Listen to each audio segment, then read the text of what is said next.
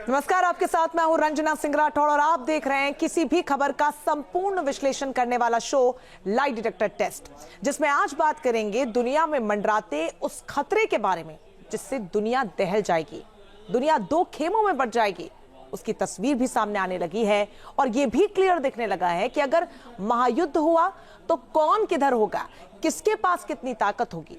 दुनिया में बनते मोर्चाबंदी की आड़ में कुछ देश अपनी ताकत को बढ़ाने का काम कर रहे हैं, अपने ताकत को बढ़ाने में जुटे हैं।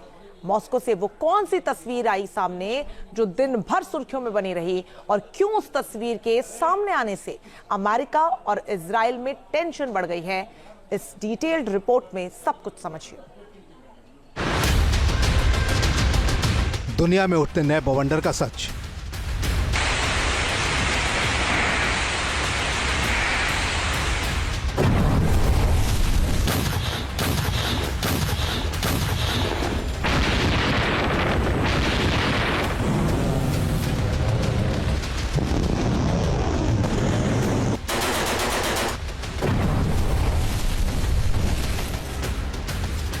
ईरान का मोहरा हमास तबाह हुआ।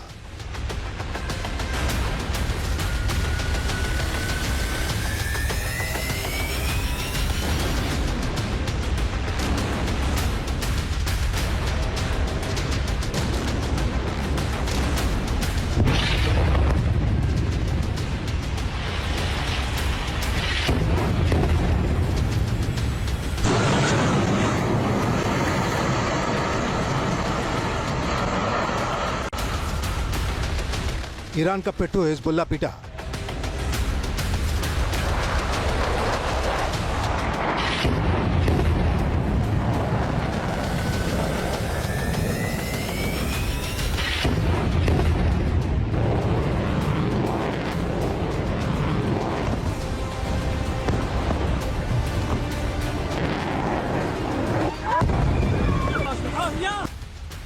हूती पर भी लगातार हो रहा है प्रहार।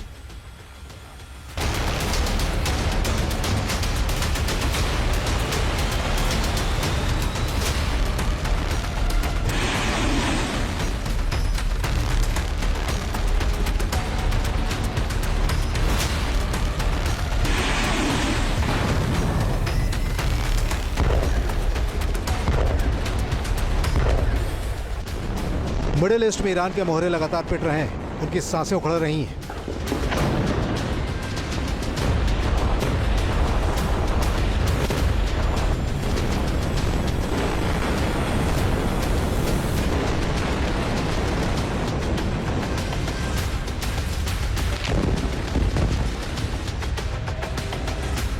मिडिल ईस्ट में ईरान के सामने अब अपने वजूद की चिंता है, क्योंकि जिस तरह से इजराइल और अमेरिका का चक्रव्यूह तैयार हो रहा है उसकी वजह से ईरान डरा हुआ है। और ये परेशानी तब और बढ़ जाती है जब 20 जनवरी को ट्रंप अमेरिका की सत्ता संभालेंगे।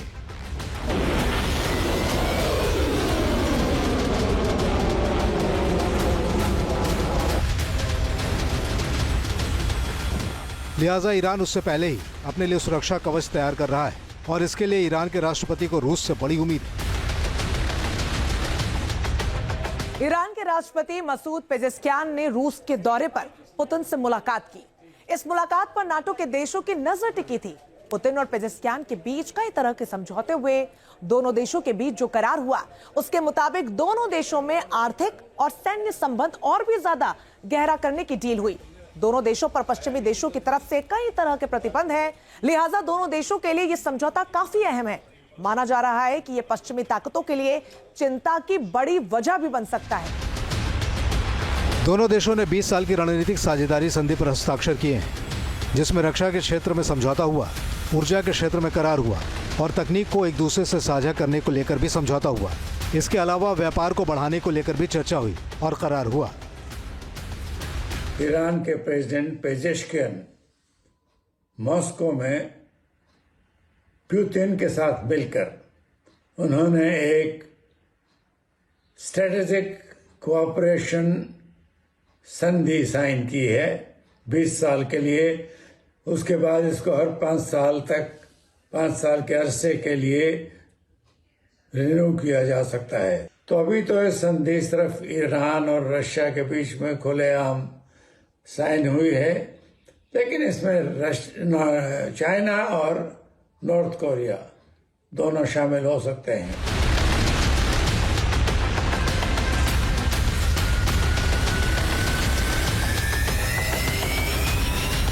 दोनों देशों के बीच जो समझौता हुआ उसके मुताबिक अगर ईरान को सैन्य मदद की जरूरत पड़ेगी तो रूस खुलकर उसमें मदद करेगा, और अगर रूस को जरूरत होगी तो ईरान मदद करेगा।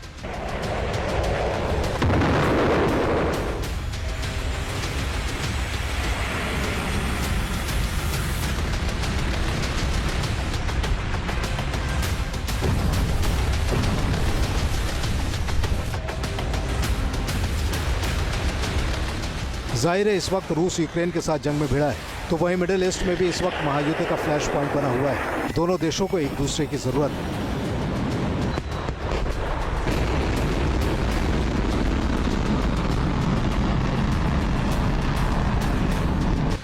ईरान ने तो पहले भी रूस को ड्रोन और बैलिस्टिक मिसाइल देकर मदद की है, जिसका इस्तेमाल पुतिन की सेना जंग में कर रही है।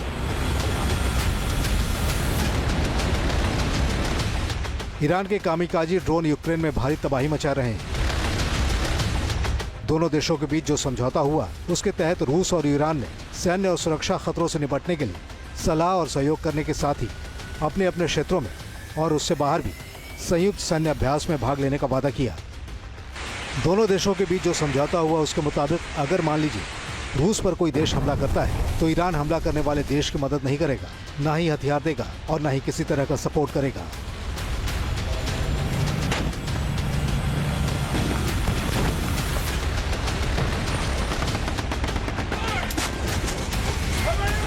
रूस के जखीरे में वैसे तो एक से बढ़कर एक विध्वंसक हथियार है, लेकिन अगर ड्रोन की बात करें तो ईरान इस मामले में काफी आगे है। ईरान की ड्रोन पावर का दुनिया लोहा मानती है। रूस के कजान शहर में जिस तरीके से यूक्रेन के ड्रोन ने हमला किया था उससे पुतिन और मास्को सहम गए थे। यूक्रेन के 8 ड्रोन ने कजान में तबाही मचा दी थी। आलम कुछ वैसा ही था जैसा अमेरिका में 9/11 हमले जैसा था। मतलब क्लियर है कि आज के टाइम पर ड्रोन पावर बेहद जरूरी है। ईरान पहले ही रूस को अपना ड्रोन दे चुका है जो यूक्रेन के खिलाफ कोहराम मचा रहे हैं, और जानकार बता रहे हैं कि पुतिन ईरान से कुछ ड्रोन को और भी मांग सकते हैं, क्योंकि ईरान के पास दुनिया के विनाशकारी ड्रोन है, जिसमें पहले नंबर पर है मुहाजिर 10 ड्रोन, दूसरे नंबर पर है शाहिद 101P ड्रोन, तीसरे नंबर पर है शाहिद 136 ड्रोन। मुहाजिर 10 ड्रोन 2000 किलोमीटर तक अपने दुश्मनों को तबाह कर सकता है, तो वहीं ये अपने साथ 300 किलोग्राम का पेलोड ले जा सकता है। इसकी स्पीड 210 किलोमीटर प्रति घंटा है। तो वहीं शाहिद 101P ड्रोन की रेंज 1400 किलोमीटर है। ये अपने साथ 8 किलोग्राम का विस्फोटक ले जा सकता है। इसकी स्पीड 120 किलोमीटर प्रति घंटा है। जबकि शाहिद 136 ड्रोन की रेंज 970 किलोमीटर से लेकर 2500 किलोमीटर तक है। ये अपने साथ 30 से 50 किलोग्राम तक विस्फोटक ले जा सकता है। यह ड्रोन अपने दुश्मनों पर 185 किलोमीटर प्रति घंटे की स्पीड से हमला कर सकता है। जाहिर है यही वो ताकत है जिस पर खामनेई को नाज है, और वो इजराइल को इसी ताकत के बल पर धमकाते हैं, अपना लोहा मिडिल ईस्ट में मनवाना चाहते हैं।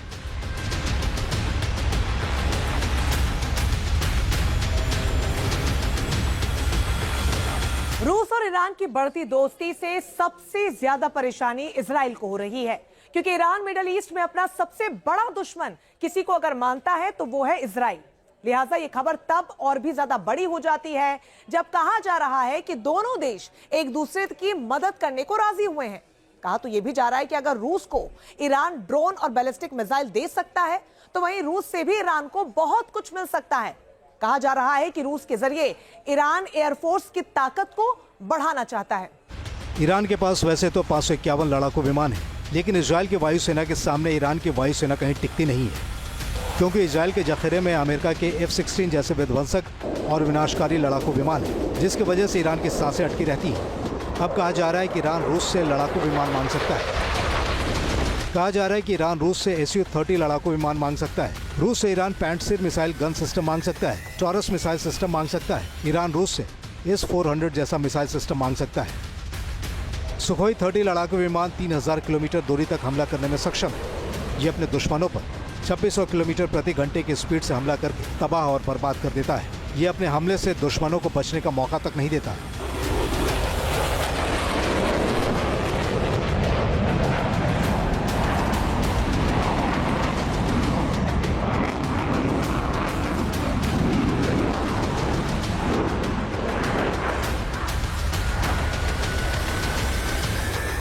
इस लड़ाकू विमान में हवा में रिफ्यूलिंग की जा सकती है। जाहिर है अगर ये विमान ईरान के बेड़े में शामिल हो गया तो इजराइल की मुश्किलें बढ़ जाएंगी। ऐसा नहीं है कि ईरान केवल अपनी आसमानी ताकत को बढ़ाना चाहता है।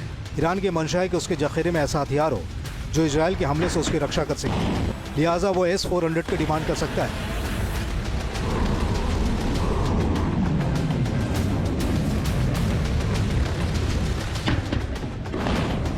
S-400 की खासियत यह है कि ये उन्नत रडार और डिटेक्शन सिस्टम से लैस है जो बहुत ही तेजी से लक्ष्यों की पहचान और ट्रैकिंग कर सकते हैं। ये प्रणाली एक साथ 80 लक्ष्यों को ट्रैक कर सकती है और उनमें से 36 पर एक ही समय में हमला कर सकती है।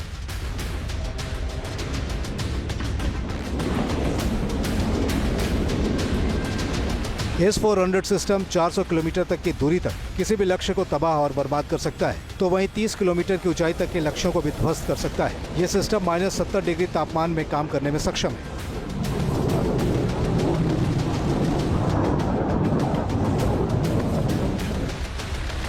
S-400 की एक विशेषता ये भी है कि इसे किसी भी मौसम में और कठिन से कठिन परिस्थितियों में भी ऑपरेट किया जा सकता है। इसे आसानी से एक स्थान से दूसरे स्थान पर तैनात किया जा सकता है और अब ईरान इस सिस्टम को अपनी सुरक्षा में तैनात करना चाहता है, लेकिन जिसकी वजह से अमेरिका और इजराइल खौफजदा है वो है ईरान का न्यूक्लियर प्रोग्राम। सवाल यही है कि क्या 2025 में ईरान करेगा न्यूक्लियर विस्फोट। ईरान को लेकर IAEA की जो रिपोर्ट आई है उसने अमेरिका को टेंशन में डाल दिया है, क्योंकि रिपोर्ट में ऐसा कहा गया है कि ईरान न्यूक्लियर टेस्ट के बेहद करीब पहुंच गया है। IAEA चीफ की ओर से दावा किया गया है कि ईरान के पास हथियार ग्रेड यूरेनियम का उत्पादन करने की क्षमता बढ़ गई है।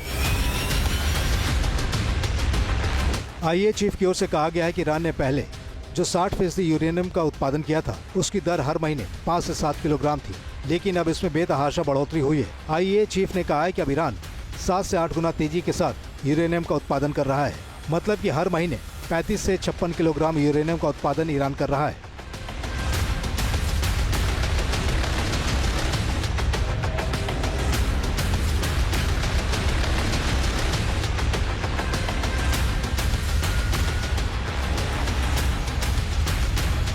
जाहिर है ईरान की ये गति बता रही कि वो बहुत जल्दी बड़ा धमाका करना चाहता है। कहा जा रहा है कि ईरान इसमें रूस की मदद चाहता है जिससे वो न्यूक्लियर संवर्धन की गति को तेज कर सके।